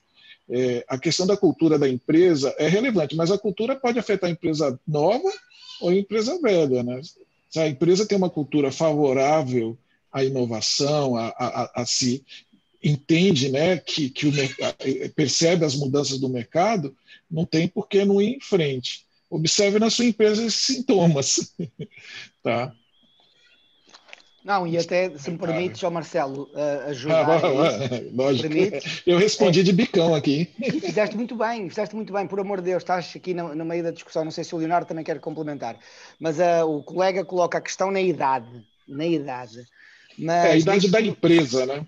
Da empresa, mas depois diz que, a Marina Wolff. Mas depois a Marina depois diz os funcionários mais antigos. Os funcionários mais velhos, é verdade, velhos, os idosos. É a questão da idade, não é? Grupo de risco. E eu queria dizer à Marina o seguinte, eu já lidei muito com isso, e é impressionante, eu não consegui correlacionar a idade de uma pessoa com a sua dificuldade de adaptação à mudança, sabes? Não consigo, mesmo. Até agora. A idade mental, se me permite só entrar no meio, a idade mental. A idade mental. Pode ser.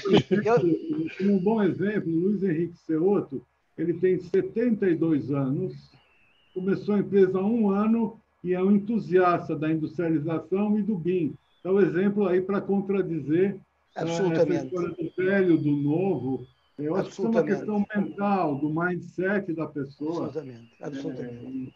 Pronto, então era isto. Mas tem mais algumas perguntas que também são interessantes, só que agora já estou atento ao nosso horário aqui, né? Chegamos aqui ao nosso horário, então já entramos na acho que já podemos começar aí as conclusões aí. Na linha vermelha, exato. Uhum. Mas pronto, se tiveres aí alguma pergunta relativa à implementação, que era o objetivo de hoje, era discutirmos um bocadinho a implementação. A implementação nas organizações tem que ser um processo pensado, tem que ser um processo... Há vários erros que as pessoas cometem. Leonardo, gostaria que tu elencasses alguns dos erros que tens sentido ao longo da tua vida, que realmente tens sentido que se cometem em implementações que depois não resultam. Queres comentar alguns? O primeiro é o seguinte, é achar que BIM é software. Acho que esse é o principal problema. O segundo é delegar a implantação do BIM lá para o escalão operacional. É o top que passa para o intermediário e essa isenção que se vê em muitos lugares, isso acaba prejudicando por sobremaneira. Não definir o que se quer com o BIM. Eu acho que esse é o terceiro grande motivo. Principalmente empresas contratantes, elas ainda estão com dificuldade de contratar, elas contratam, eu quero em BIM. Então, com isso, ela não sabe o que ela quer. Claro. Ou seja, não existe um objetivo na implantação do BIM. E a primeira coisa que nós temos que trabalhar com o empresário é assim, você sabe o que é o BIM? Claro. E o que você espera resolver de problemas com ele? O BIM não é um fim em si mesmo. Ele é um meio pelo qual você vai otimizar processos e vai obter melhorias contínuas na empresa. Então, na verdade, precisa ter um trabalho de melhoria contínua da empresa, da organização, focado nos seus objetivos primários, onde o BIM não é um apêndice, ele vai ser uma forma de solucionar. Por isso que ele precisa estar integrado na estratégia macro da empresa. Quando isso não é pensado, ele é pensado apenas como uma ferramenta técnica, ele acaba sendo delegado até para o finalzinho da escada, para o operacional, que pouco pode fazer, além de fazer alguns modelos e sem poder de decisão nenhum. Sim, sem dúvida. E acrescentava também, às vezes, a implementação não ser acompanhada.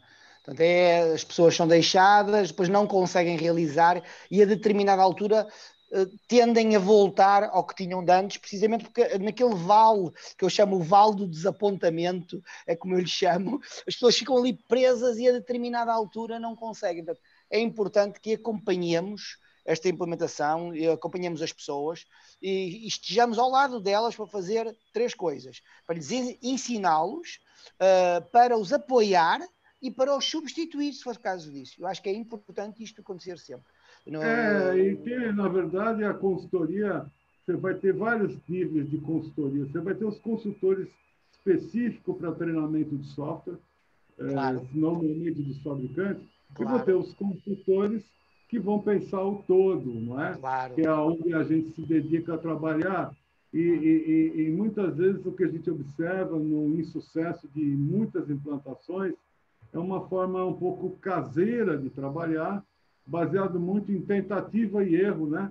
Sem estratégia, sair fazendo e batendo a cabeça. Então, a importância da consultoria é exatamente colocar a linha, colocar o vetor, ajudar a definir o objetivo, ajudar a guiar, ajudar a manter. E é isso o papel, e é por isso que é necessário ter um acompanhamento baseado em métrica, baseado em atendimento de resultados, objetivos, e para isso nós temos inúmeras métricas. Eu, particularmente, gosto e uso muito as métricas do Bilal Sucar, mas não digo que é a única forma de fazer, existem outras, mas precisa ter um mapa, um roadmap estruturado de objetivos a serem atingidos. É isso que eu penso. É isso aí. Você sabe que, à medida que vai acabando o evento, começa a aparecer as perguntas, são muitas. A gente não vai dar. Mas tem gente reivindicando aqui para a gente passar aqui pelo menos uma pergunta que foi feita pela Natália Iacubo. Tá? Na verdade, ela fez duas perguntas e vamos ver, eu vou juntar as duas em uma só aqui. Tá? Ela foi direcionada para o Manzioni. Na atual fase que o projeto se encontra, é perceptível averiguar se os objetivos na fase de elaboração do PIB, acho que deve ser PEB, para esse projeto está de acordo com o planejado?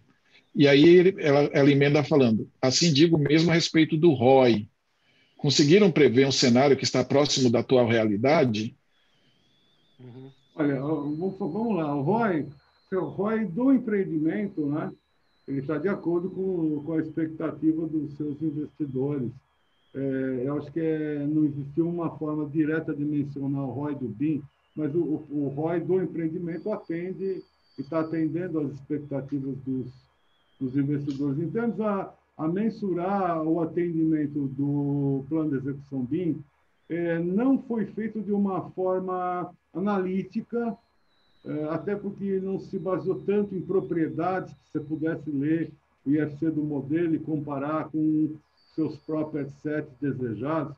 O foco foi muito no clash, muito na compatibilização. Isso foi atendido durante todo o processo de gestão e de clash detection. Eu digo que sim.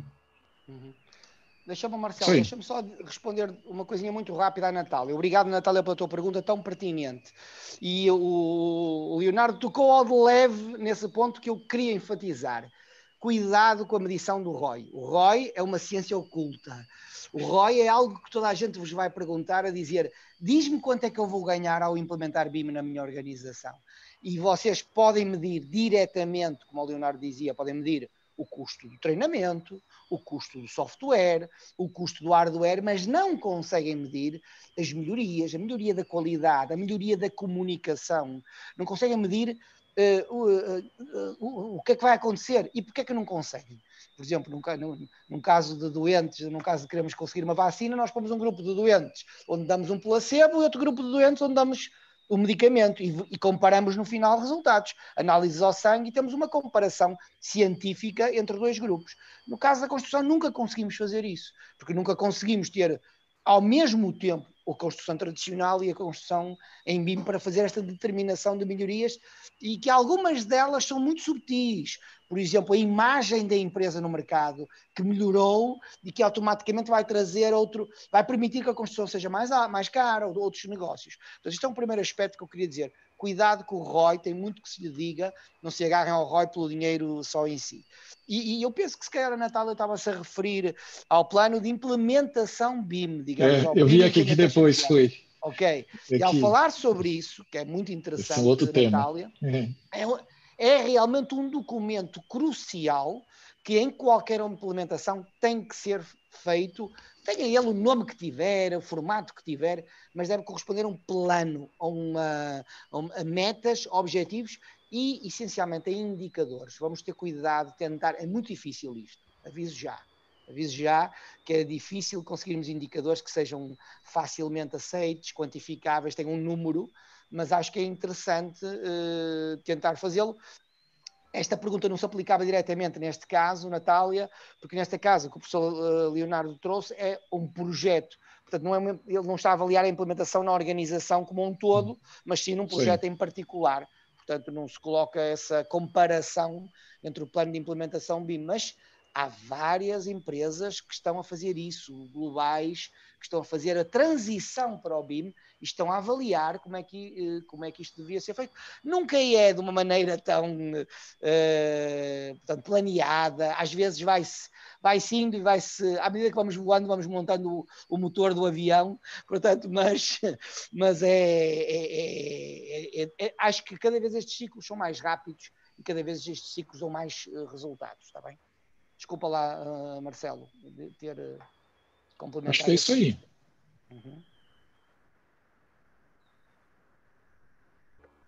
Ok.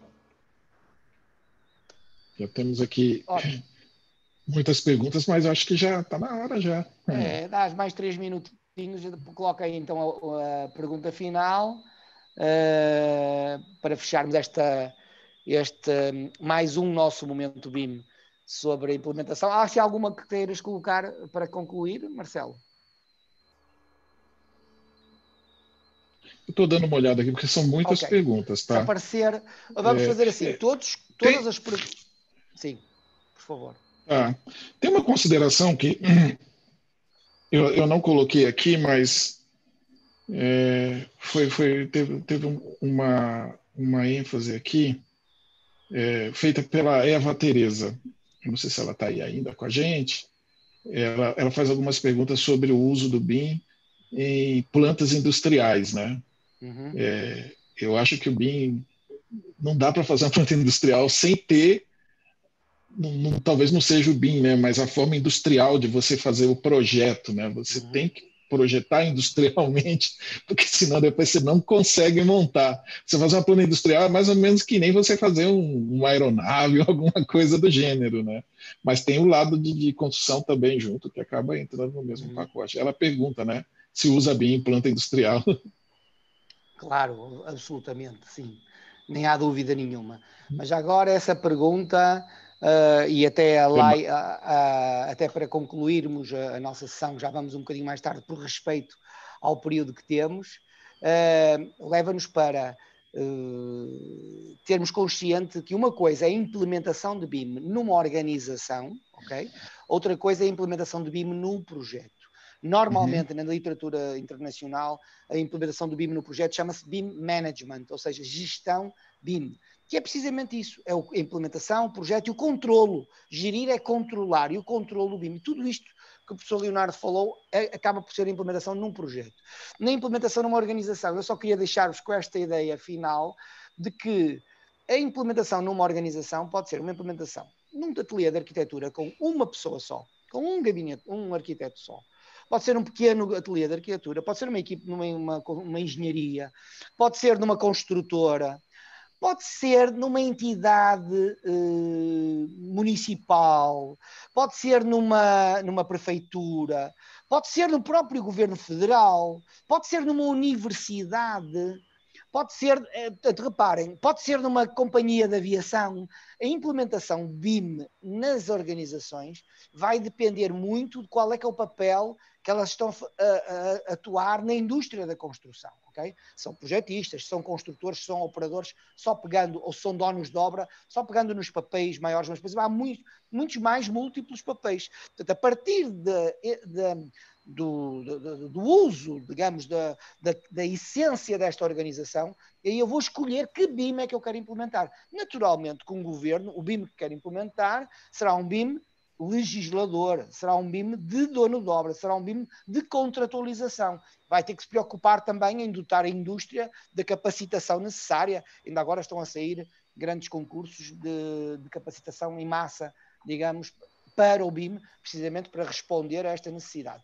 Se nós formos uma autarquia, se formos um município, vamos preocupar com o licenciamento local, por exemplo, etc, etc, etc. Portanto, foquem-se na vossa organização, na organização onde vocês trabalham, e vejam de que modo é que o BIM pode servir essa organização, e não se fiquem só nos mais tradicionais, que são os BIMs do projeto, que é aqueles que são mais evidentes de fazer. Penso que essa é uma mensagem que gostaria de deixar. Não sei, passava a palavra ao professor Leonardo para se despedir. Queria-lhe agradecer, em nome do Instituto de Engenharia e do nosso BIM, a sua disponibilidade para estar aqui. Muito obrigado, Leonardo, mais uma vez com uma apresentação muito esclarecedora do que é o verdadeiro BIM, o BIM porque todos pugnamos, e depois, no final, o Marcelo fazia as honras da casa e fechava a porta. Obrigado, Leonardo. Obrigado, Lino. Obrigado, Marcelo. Obrigado a todo mundo que está até agora. Eu vi que a audiência está bem grande, gostamos das perguntas e quero ver vocês tendo aula comigo. Vamos lá se matricular no curso. Eu estou com o professor Lino, já vai aqui 4, 5 anos, e estamos aí educando, formando BIM Manager. Eu espero você que está ali querendo estudar, vir estudar com a gente, tá bom? Um abração. Eu gostei aqui. Eu fico até sem graça, porque às vezes não dá para responder tudo, né? Mas vamos ver o lado positivo. É um assunto que está despertando interesse, né? Eu vi aqui algumas cobranças, a turma quer ouvir né, mais assuntos, mais temas, né, até propondo aí até palestrantes, empresas para poder também apresentar aqui no nosso momento. É legal, isso é muito bom, tá? Em nome do Instituto de Engenharia, agradeço mais uma vez aí pela nossa parceria, né, com o Lino, no nosso Momento BIM, né, do pessoal da nosso BIM, que está aí trabalhando forte. A presença do Manzioni aqui foi uma grande alegria, né, ver essa apresentação tão entusiasmada dessa solução industrial na construção. Foi muito legal, tá? Obrigado a todos e a gente se encontra. Qual é a data do próximo mesmo, Lino? Eu não sei de cabeça. Olha, agora apanhaste-me sem saber de cabeça também, É mas espera aí, na terceira terça-feira do é na mês terceira de junho. terça-feira, mas eu digo já, pois eu digo já, porque já temos marcada, se puderes esperar um bocadinho, e já agora aproveito por agradecer as perguntas e, por favor, contactem-nos para a nosso BIM e para o Instituto de Engenharia a colocar as questões que pretendem ver. Portanto, será no próximo dia 16 de junho. Alô? 16 de junho. Então a gente vai se encontrar 16 de junho. novamente 16 de junho. Combinado. Ok. Então é isso aí. Obrigado. Obrigado a todos. Boa Obrigado, noite. pessoal. Tchau. Obrigado. Tchau.